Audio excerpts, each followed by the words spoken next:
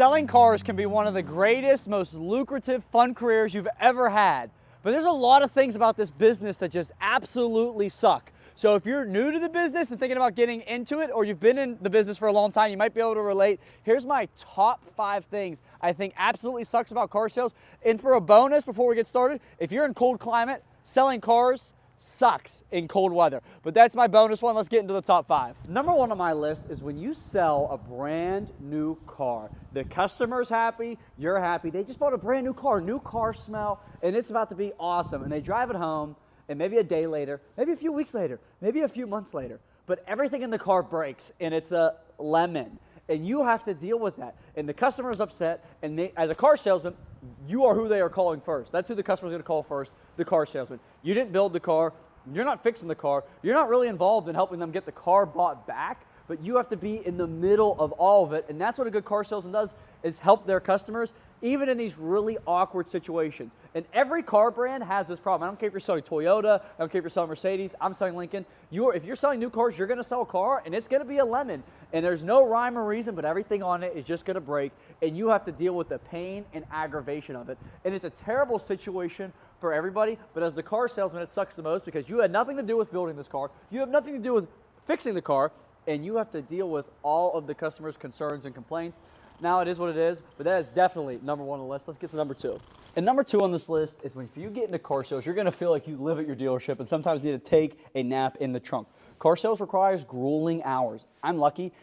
At my dealership, we're only expected to work 45 hours. When I first started, that was not the case. I clocked over 60 hours one month, I clocked over 70 hours in a week because we were that busy. Now, here's the good thing about car sales.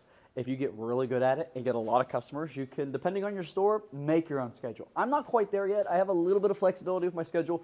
I can't just come and go as I please, but there are some nights off that I'm allowed to take and maybe come in a little bit late because I do sell a certain amount of cars.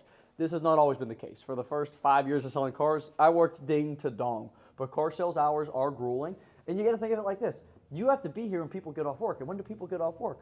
5, 6, and they got to go home, eat dinner, get here. I mean, a lot of dealerships are open until 7, 8 o'clock at night. Some are 9 at night. When I first started, there were shifts that were 9 to 9. So keep this in mind. Car sales are not for the faint of heart when it comes to the hours worked. And this isn't a job you could do from home. I wish you could. If you figure out a way, let me know. But you cannot sell cars from home. So number 2 on this list is the hours it takes to work at a car dealership. Hey, Mr. Jones, it's Russ. Just call me back when you get this message. I've left you 10. I know you said you're really interested in the car. This is number 3 on the list. Sometimes you're going to have a customer. They're going to tell you they're the world's best salesman. They're going to tell you they love the car and they just need the night to sleep on it. And then they never, ever, ever, ever call you back. Don't text you. Don't even as much as send you a letter to tell them they're not interested. I don't understand this. I just really think it's a courtesy to let somebody know. Hey, Russ, I loved you, hated the car. Or, hey, Russ, I actually hated you and I hate that car. I'm never going to buy from you. I don't really care the reason you're not buying a car from me, but I think it is extremely rude to not let somebody know that you spent time with. I'm a human being, so I don't care what you think about car salesmen. If you spend time with me and you express that there's interest and leave me thinking that you're interested in the car and then never coming back, I just think that's rude. Even a simple text. Russ, I'm never going to buy a car from you. Quit calling me. That's okay. That's fine. I can quit wasting my time calling you. That is number 3 on the list for sure, is when customers do not call you back. Did you know over half the people who watch my videos aren't subscribed? It would mean the world to me if you just hit that subscribe button. It really helps the channel and helps me bring you guys more awesome content. All right, I'll see you in 5 minutes, Mr. Jones. I have another customer buying a car right now, and I have another customer going to be here in 10 minutes, but I should be able to find time to juggle all 3 of you. Just the guy I was looking for. What's up, Russ? This is number 4 on the list. As a car salesman, people will not respect your time, and they will just come in whenever they want, which is okay. This is a good problem to have, but you don't just go into a doctor's office expecting to be seen. You don't go into the dentist office. You don't go to a high-end restaurant without a reservation. I just don't think people respect our time enough, and I really think it'd be really courteous that if people called us and maybe set up an appointment with us or even a text, the amount of people that just come in and expect us to drop what we're doing and in the middle of them to serve them is kind of a problem. I get it, we're car salesmen, we have a bad stigma, but I really feel that it would really help car salesmen give people a better experience if they set up and made an appointment like this rude gentleman here who just came in and asked for me. Could you maybe grab Let's check out what number 5 on the list. This is my biggest pet I'm just peeve. trying to drop some cars. And number 5 on this list, and the thing that sucks the most about selling cars is you are going to have a stigma about you as a car salesman. Doesn't matter if you're a pastor or you serve at the food kitchen. Nobody cares. People are going to walk through those doors with their guard up. They're not going to trust you. They're not going to like you. And you have to, it's an uphill battle just to get people to like you in car sales. I get it. In the 80s, 90s, 70s, people took advantage of customers, car salesmen. But just like anything in life, you can't group together a bunch of people.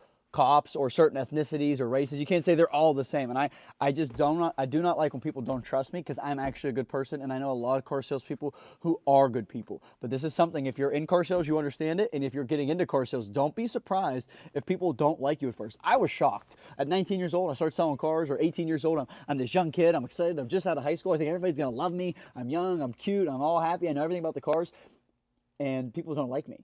And it's just because they don't trust car sales. They think everything I say coming out of my mouth is a lie. So I completely get it, but that is the thing that, to me, that sucks the most about car sales. And let me give you guys one more bonus one. And the last bonus tip I have for you guys is people will buy off another salesperson for like $100, $200 less. And if this ever happens to you, I give you full permission to do this. Your manager might. Sometimes people will buy from another salesperson and then come back to you to go over the car with them, because the person they bought it off of doesn't know anything about the car, and they're gonna come back and be like, hey Russ, I bought up the street, the other salesman just gave me a better deal, but he didn't know anything about the car, so can you kind of go over the car with me? And I'll say, yeah, for 200 bucks. If not, get out of here. Don't actually do that, but that's just how I feel like I want to do when people do that. It's so disrespectful. But let me in the comments what you guys think about this video. Either check out my podcast or check out my latest video. And for more content like this, follow Russ Flips Flips. Hey, Mr. Jones, I will see you in 5 minutes. I Just the guy I was looking no, for. I wasn't. What? Just stand there. What is he talking Wait about, till I dude? say I have another customer in like 10 minutes. He gives me a cue, I hit my cue, and he's like, no, no!